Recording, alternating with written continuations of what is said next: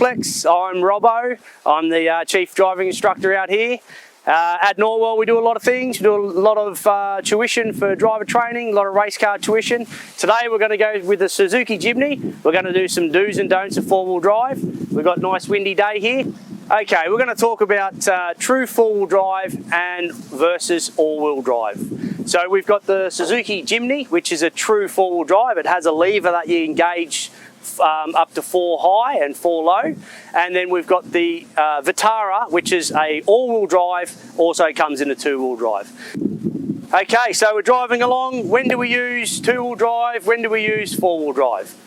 You're in the Suzuki Jimny, you're on the bitumen road, you're coming off track, you're going to your gravel road, you start to lose a bit of grip, you might want to shift on the fly. So with the Jimny, you can go from two-wheel drive to four-wheel drive just by grabbing the lever. And in the Suzuki Jimny, you can do that on the run. So as long as we're pointing straight, we can do that on the run. If you want to go to four-wheel drive low, when you're obviously heading up those big steep hills, or you're going down through the ruts, or you're in deep sand, you'll obviously stop the car, engage the 4 low, and then you're good to go for your four-wheel driving.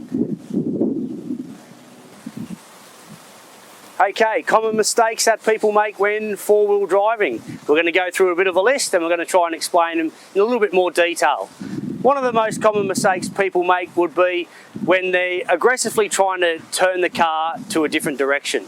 All of a sudden, you're hopping along, you're on loose surface, so you don't have much grip. If you just go from straight ahead to full lock, you're going to plough the front tyres, you're going to get understeer, and you're going to lose more grip. So just nice and easy movements when you're four-wheel driving. That'll keep you from having a big loss of traction, and then obviously that loss of traction could put you anywhere, in a ditch, anything like that. Sand tracks. All right, so you're following sand tracks. It's very difficult to turn the steering wheel because your wheels are stuck, your tyres are stuck in the track. So if you're looking ahead and you're seeing another four-wheel drive coming and it might have a caravan on the back, if you think to yourself, oh, I might get out of the way and I'm doing 60, 70 kilometres an hour, and you try and turn out of that track, you will not turn. You've got to slow the four-wheel drive down and then turn off out of the track. You will not be able to yank on the four-wheel drive. So don't wait till you get really close to the car. Get it done nice and early. Look after each other out on the tracks. Water crossings. Now, very difficult to know how deep a water crossing is. Always you need to check the depth of the water before crossing. You see it all too often and it's all too common. It looks like it might only be half a foot, half a metre. All of a sudden cars are going in, you can't tell the depth and you start floating away. The last thing you want to do in your new four-wheel drive is go floating away because you didn't spend 30 seconds to find out how deep the water was. All right. The water might go down in stages as well, so make sure you check the whole crossing before you go out. Another key element to think about is using your vision and using your eyes and sensing danger early.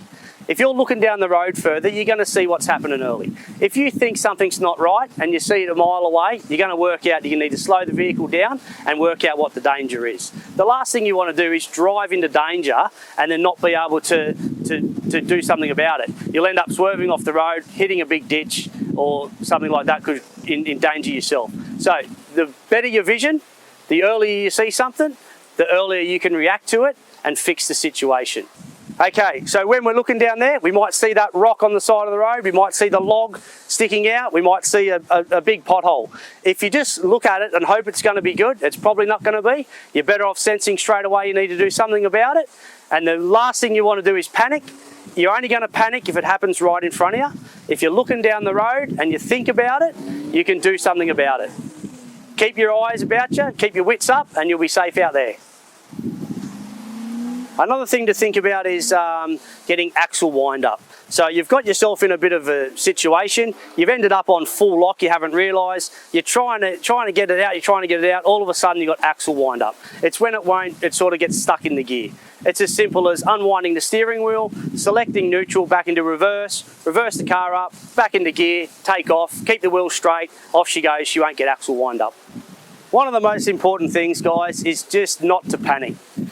everything's not going to be perfect all the time. If you're really getting into your four-wheel driving, you're going to get situations where you might get stuck, you might have to think about it. The last thing you want to do is panic. The last thing you want to do is get too much adrenaline pumping.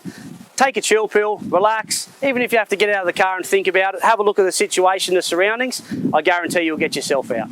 Enjoy your four-wheel driving.